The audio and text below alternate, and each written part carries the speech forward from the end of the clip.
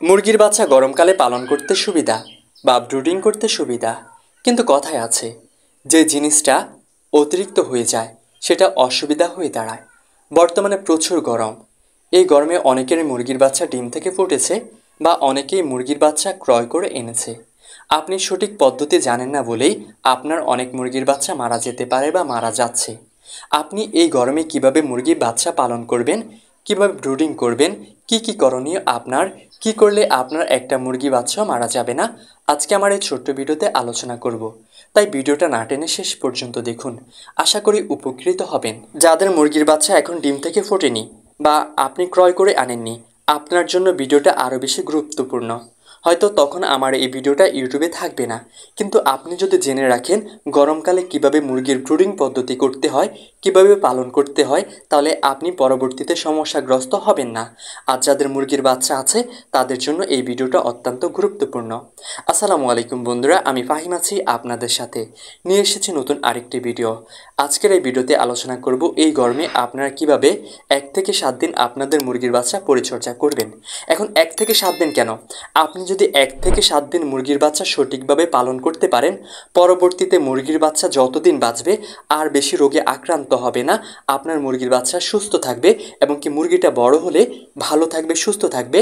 আপনি যদি ডিমের জন্য মুরগিটা পালন করেন সেটা থেকে ভালো একটা রেজাল্ট পাবেন। আসলে মুরগিটা অত্যন্ত বেশি যত্ন নিতে হয় 1 থেকে 7 দিন।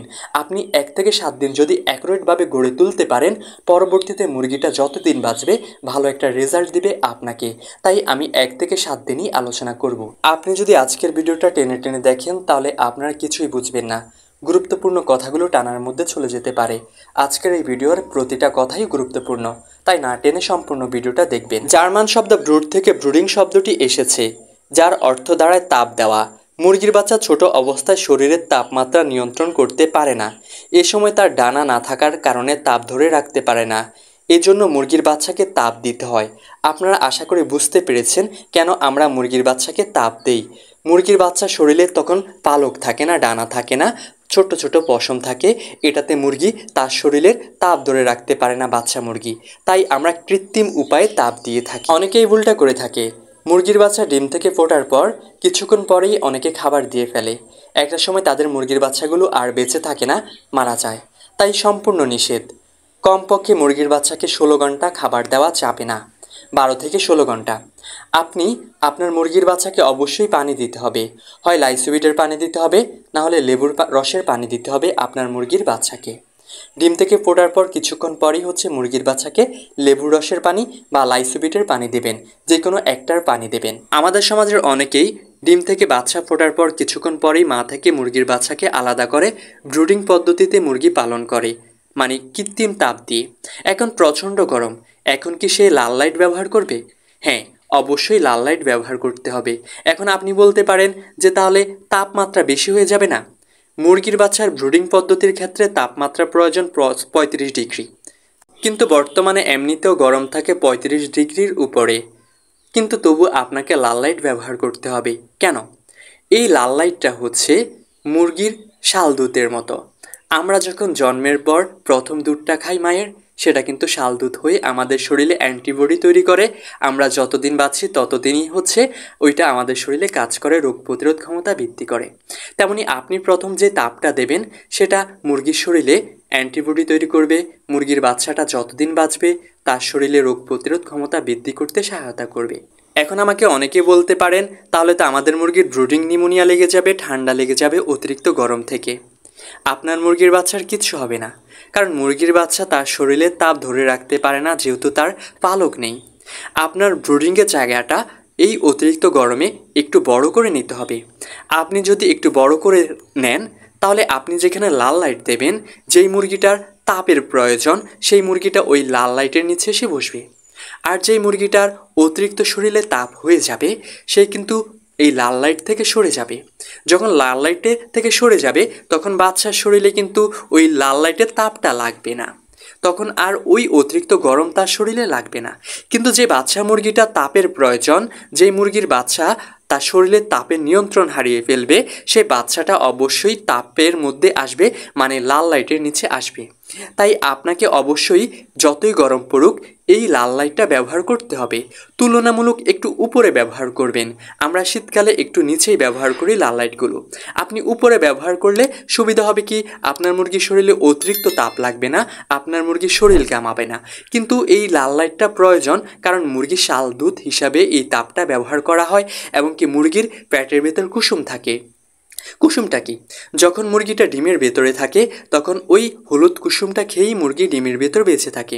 যখন মুরগির বাচ্চাটা পৃথিবীতে আসে তখন ওই হলুদ অংশটা কিন্তু পেটে থেকে যায়। ওইটা কৃত্রিম ওষুধের মাধ্যমে, তাপের মাধ্যমে ওইটা আস্তে আস্তে শুকিয়ে নিতে হয়।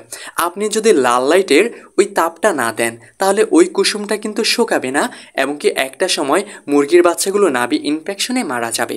তাই অবশ্যই আপনার মুরগির বাচ্চার তাপটা অ্যাকুরেট করতে হবে। অবশ্যই আপনি তাপ মাপার মেশিনটা আপনি ব্যবহার করতে হবে, তাহলে আপনি সঠিক তাপ আপনি বুঝতে পারবেন। আমাদের যারা খামারি তারা এই ভুলটাই করে, একটা তাপ মাপার মেশিনটা অতিরিক্ত দাম না, আপনি যদি ব্যবহার করেন ভালো একটা রেজাল্ট পাবেন, আপনি উপকৃত হবেন। কিন্তু ব্যবহার করেন না বলেই আপনার সঠিক তাপ নির্ণয় করতে পারেন না, অতিরিক্ত তাপ হয়ে যায় বা কম তাপ হয়ে যায়, ফলে ব্রুডিং পদ্ধতি ভালো হয় না। আপনি যদি 1 থেকে 7 দিন ব্রুডিং পদ্ধতিটা ভালোভাবে করতে পারেন তাহলে পরবর্তীতে আপনার একটা মুরগির বাচ্চাও মারা যাবে না। আপনার যেই মুরগির বাচ্চাটা পালন করছেন ভবিষ্যতে সেটা আপনাকে ভালো সার্ভিস দেবে। এখন আপনি কয়দিন এই লাল লাইটটা ব্যবহার করবেন? আমরা শীতকালে ব্যবহার করি 7 দিন বা 10 দিন। আপনি গরমকালে এই অতিরিক্ত গরমে 3 দিনে যথেষ্ট, 3 দিনের বেশি প্রয়োজন হয় না। শীতকালে একটা মুরগির বাচ্চার জন্য প্রয়োজন 2 ওয়াট তাপ। যখন গরমও না শীতও না তখন 1.5 ওয়াট প্রয়োজন, আর যখন অতিরিক্ত গরম তখন 1 ওয়াট প্রয়োজন। তাও আপনি লাল লাইটটা একটু উপরে দিতে হবে যেন মুরগির শরীরটা না ঘামায়।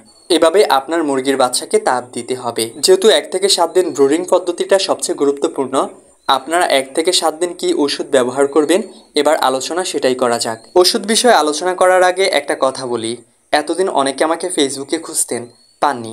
আমি নতুন আজকে একটা ফেসবুক পেজ খুলেছি। আপনারা চাইলে ফেসবুকে আমার সাথে যোগাযোগ করতে পারেন, মেসেজ করে কল দিতে পারেন বা গুরুত্বপূর্ণ আলোচনাগুলো ফেসবুকে করতে পারেন। আমি এই ভিডিওর কমেন্ট বক্সে প্রিন্ট করে দেব ফেসবুক আইডির লিঙ্কটা। আপনারা ঘুরে আসতে পারেন, ফলো করে আসবেন, কোনো না কোনো সময় আমি আপনাদের উপকারে আসতেও পারি। মুরগির বাচ্চা ডিম থেকে ফোটার পর প্রথমে তো দেবেন আপনারা লাইসোবিটের পানি। এটা 12 ঘন্টায় যথেষ্ট, আর বেশি প্রয়োজন নেই। অতিরিক্ত যদি আপনি লাইসোবিটের পানি খাওয়ান তাহলে এটা ভিটামিন, এমনিতেই প্রচুর গরম, আপনার মুরগির বাচ্চার ফ্যাট ফুলে মারা যেতে পারে, পেটে গ্যাস হয়ে যাবে। তাই 12 ঘন্টার বেশি লাইসোবিটের পানি প্রয়োজন নেই। কারণ লাইসোবিটটা আমরা এই জন্য ব্যবহার করি, মুরগির যেন রোগ প্রতিরোধ ক্ষমতা বৃদ্ধি হয়, মুরগিটা যেন ভালো থাকে, সুস্থ থাকে। এরপরে আপনারা চালিয়ে যাবেন সেফা-1 হাইকোমক্স, এই দুটো ওষুধ একত্রে মিক্স করে টানা 5 দিন পর্যন্ত। এই সেফা-1 হাইকোমক্সের কাজ হচ্ছে মুরগির নাভি শুকাবে।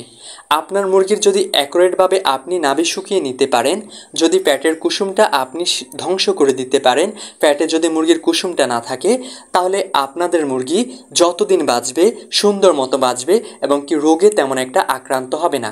যদি পেটের ভেতরে কুসুমটা থেকে যায়, নাভি ঠিক মতো না শুকায়, তাহলে 2 মাস 4 মাস 6 মাস পর আপনার মুরগির বাচ্চাটা মারা যাবে। অনেক সময় অনেকের মুরগি, বাচ্চা মুরগি চোখ বন্ধ করে দাঁড়িয়ে দাঁড়িয়ে জিমায় পাখা ঝুলিয়ে, এটা নাভি ইনফেকশনের জন্য হয়। এই জন্যই নাভি ইনফেকশন বেশি হলেই আপনি ক্ষতিগ্রস্ত হবেন। তাই অবশ্যই 1 থেকে 7 দিন গুরুত্ব দিতে হবে। আপনার মুরগিকে নাভি শুকানোর ব্যবস্থা করতে হবে, ঠিকমতো ওষুধ খাওয়াতে হবে, যত্ন নিতে হবে। যদি এই নাভি ইনফেকশনটা থেকে যায় তাহলে আপনার মুরগিটা হয়তো 1 মাস বেঁচে থাকবে, কোনো না কোনো সময় হঠাৎ মারা যাবে, আপনি নিজেও চিন্তা করে পারবেন না। তাই অবশ্যই মুরগির বাচ্চার নাভিটা সুন্দর মতো শুকিয়ে নিতে হবে, মুরগির বাচ্চার নাভিটা যেন না থাকে সেই দিক খেয়াল রাখতে হবে। এখন অনেকে বলতে পারেন, যারা আমরা মায়ের সাথে মুরগির বাচ্চাকে পালন করি তখন তো আমরা এই ওষুধগুলো খাওয়াই না, বা আমাদের মুরগির বাচ্চার নাভিতে কোনো সমস্যা হয় না। মাঝে মধ্যে সমস্যা হয়ে ওই সময়ে মুরগির বাচ্চা মারা যায়, 1টা 2টা, হয়তো সবগুলো মারা যায় না। কিন্তু কেন মারা যায় না? মুরগির বাচ্চা যখন মায়ের সাথে থাকে, আপনারা দেখবেন মুরগি বাচ্চা মায়ের পাখার নিচে থাকে, মা মুরগির বাচ্চাকে পাখার নিচে রাখে। হয়তো আমরা মনে করি মুরগির বাচ্চা মায়ের পাখার নিচে থাকে, মা পাখার নিচে রাখে যেন শেয়াল কুকুর এগুলো আক্রমণ করতে না পারে।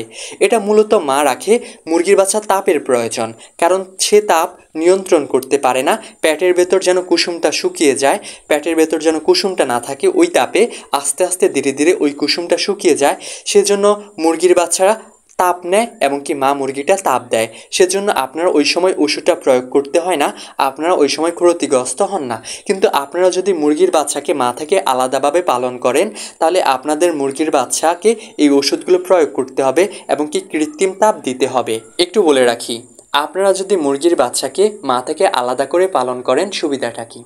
আপনার মুরগির বাচ্চাগুলো একটু দ্রুতই বড় হবে। এরপরে যেই মুরগির মা মুরগিটা, সেই মা মুরগিটার কুঁজোটা চলে যাবে, খুব দ্রুত আবার ডিম পাড়া শুরু করবে। আপনারা যদি মুরগির বাচ্চাকে মার সাথে একত্রে রাখেন, ওই মা মুরগিটা খুব দ্রুত ডিম দিতে চাইবে না, অনেক লেট করে ডিম দেয়, একটা সময় তার ডিম পাড়ার সময়সীমাটা চলে যায়। আপনারা যদি আলাদা করে পালন করেন, তাহলে ওই মা মুরগিটা আবার খুব দ্রুত ডিম পাড়া শুরু করে দেয়। এইটাই হচ্ছে সুবিধা। আর মায়ের সাথে মুরগির বাচ্চাটাকে রাখলে যে সুবিধা, সেটা হচ্ছে ওষুধ খরচটা কম হচ্ছে। বন্ধুরা, আরও কিছু কথা বাকি। আপনারা যদি একটা লাইক করে দেন, তাহলে ইউটিউব কর্তৃপক্ষ মনে করে আমার ভিডিওটা ভালো, তাহলে অনেক মানুষের কাছে সাজেস্ট করে দেয়। আমি সম্পূর্ণ আলাদা ধরনের ভিডিও তৈরি করি, তাই ইউটিউব কর্তৃপক্ষ আমার ভিডিওটা তেমন একটা সাজেস্ট করে না। ভিডিওটা দেখে যদি আপনারা উপকৃত হন, তাহলে একটা লাইক করে আমাকেও উপকৃত করেন। আবারও বলে রাখছি, আপনাদের মুরগির বাচ্চাকে গরম পড়লেও এই লাল লাইটের তাপ দিতে হবে, কারণ এই তাপটা যতদিন বাঁচবে শালদুধ হিসাবে কাজ করবে। আর অবশ্যই ডিম থেকে ফোটার পর প্রথমে খাবার দেওয়া যাবে না, তাহলে সবগুলো বাচ্চাই মারা যেতে পারে। আপনারা প্রথমে লাইসোবিটের পানি দেবেন অথবা লেবুর রসের পানি দেবেন। এরপরে একটানা 5 দিন পর্যন্ত চলবে স্যাফওয়ান হাইকোমক্স ওষুধ দুটো একত্রে করে 3 বেলার পানিতেই। অবশ্যই মুরগিকে 3 বেলা পানি দিতে হবে। যদি আপনারা কম পানি দেন, মুরগির বাচ্চা পানি খেতে চাইবে না, পরে নাভি শুকাবে না এবং কি নাভি ইনফেকশনটা হয়েই যাবে। এরপর 5 দিন শেষ, 6 দিনের মাথায় আপনারা ভ্যাকসিন করবেন।